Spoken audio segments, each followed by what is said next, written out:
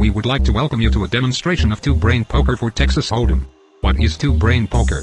Well, it's a powerful, user-friendly analytical tool that you can utilize in real-time play or in practice to help you make better winning poker decisions, giving you a huge advantage over your opponents. So why is it called two-brain poker?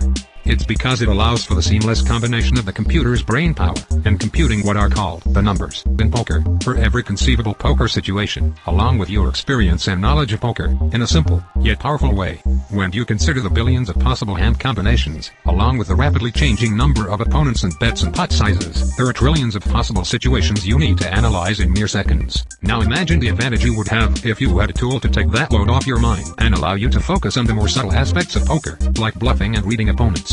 It is in this way that the two brains working in sync will give you a leg up on your opposition, no matter what your style of play is. So, let's get started.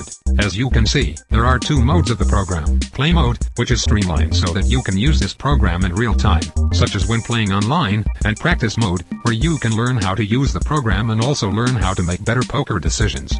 To start, let's go to the practice session. First, over in this area you can see a description of all the interactive features and data that will be displayed. Over in this area, and in the middle here is where the cards will be dealt. As a brief summary, Texas Holdem has 4 rounds of play, wherein each round cards are dealt, and then players must decide whether to fold, call, or raise the bet. More specifically, in the first round of play, each player is dealt 2 cards face down, called the pocket, or whole cards. In the next round, 3 community flop cards are dealt face up. Next, a turn card is dealt up, and in the last round, a river card is dealt. The winner is the player that can make the best 5-card hand, made from any combination of that player's own whole cards and the 5 community cards shared by all.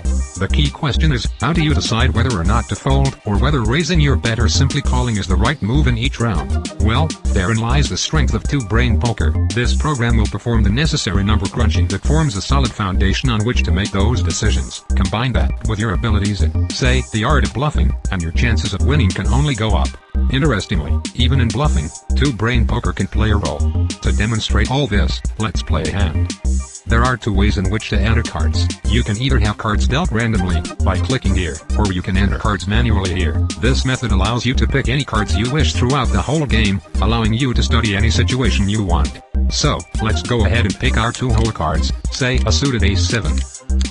And here you see some of the data you will need in order to make sound decisions. Here you can see the chances of you winning the game with these whole cards, and you can see it against any number of opponents. Another useful piece of information can be seen here. It shows your hand ranking versus all others. In this case, you can see your hand has a high relative ranking.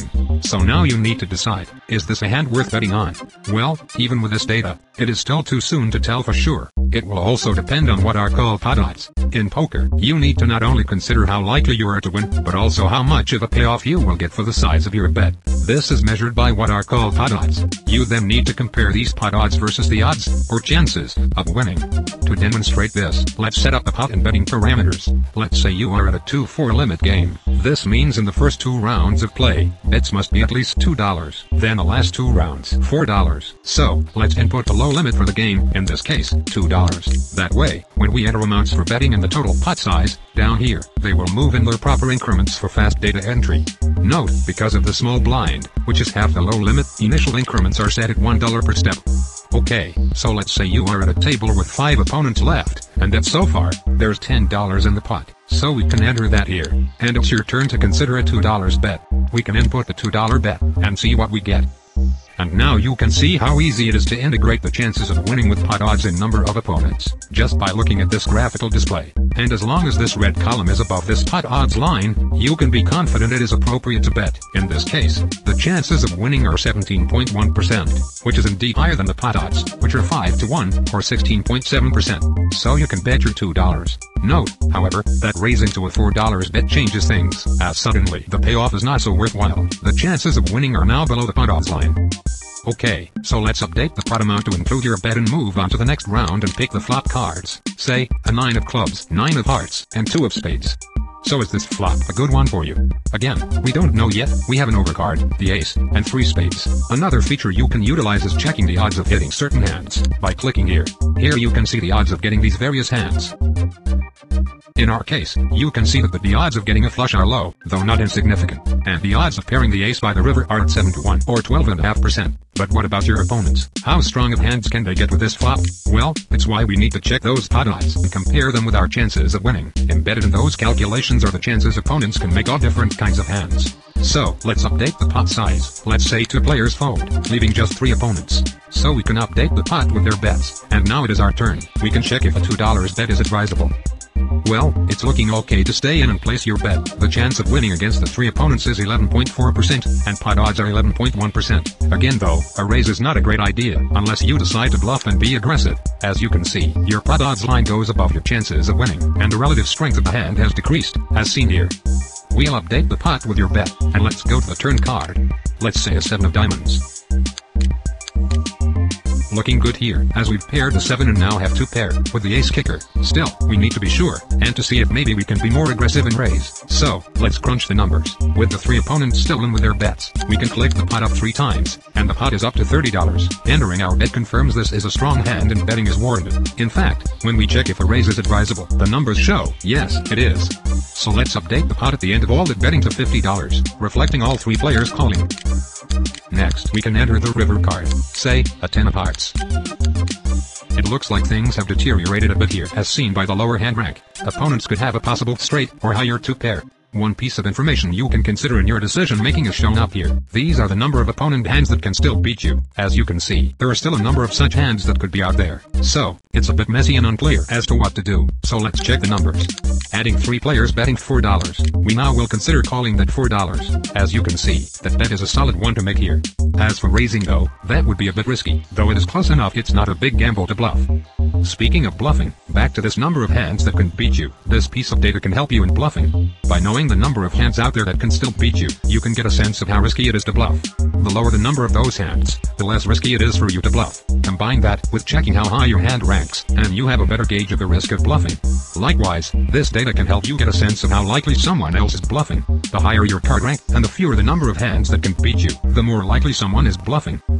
Well, that was a step through of how you can use this program. As you saw, you can enter any hand combination you want. Perhaps you had a game situation where you're not sure if you made the right decisions. Well, you can recreate those scenarios here and do some post-game analysis. Another option is to test yourself using the random card dealer here. Let's give that a try. Now there is another feature we can highlight. These dashed lines. These are essentially the worst pot odds when considering whether or not to call. If you do not want to input the pot and bet amounts, which we don't recommend, you can use these dashed lines in place of the actual pot odds line.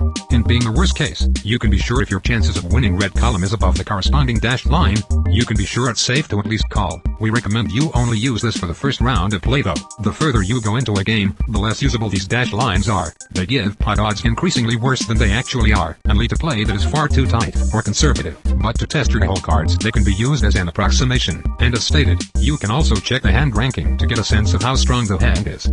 So you can use this random dealer like so.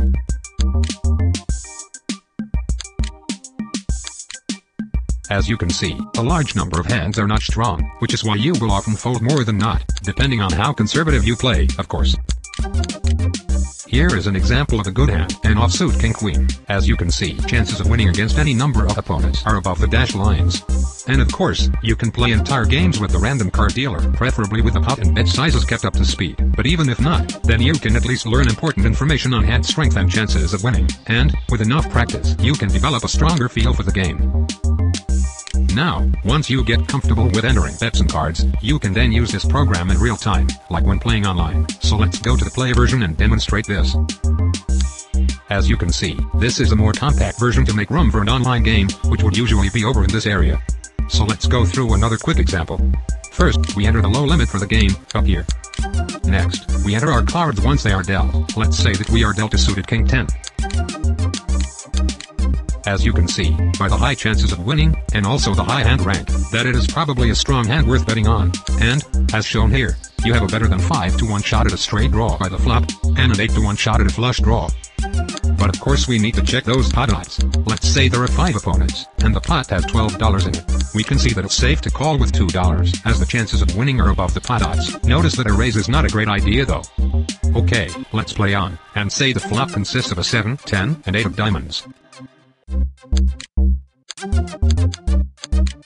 Here we paired the 10, but there are 3 diamonds and a possible straight for opponents for us to consider, so let's check the numbers.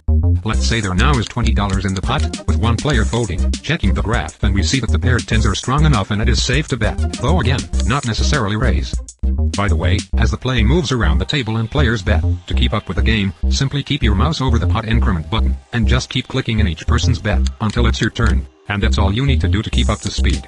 Also, one more thing, when it is your turn to bet, depending on where you are sitting at a table, there could be players who play after you, and so you will not always know how many opponents will stay in the hand in each round, and you will thus not always know the pot size. So what can you do to properly analyze the hand? Well, this is when you need to make an educated guess. This takes experience in general, and is something you can pick up while playing your current opponents, assessing how tight or loose they're playing, and thus how likely they are to bet or fold. In any case, two-brain poker can be a huge help, as it's easy to investigate multiple scenarios, by adding varying amounts to the pot and bet sizes, and because the chances of winning are already displayed for all possible number of opponents. So, in our case, if there is another player who plays after you, and you suspect that player may not fold, you can modify your analysis by simply adding $2 more into the pot, and check the column for 5 players instead of 4. Quick and easy. In this case, as you can see, a 5th player can change your decision on staying in.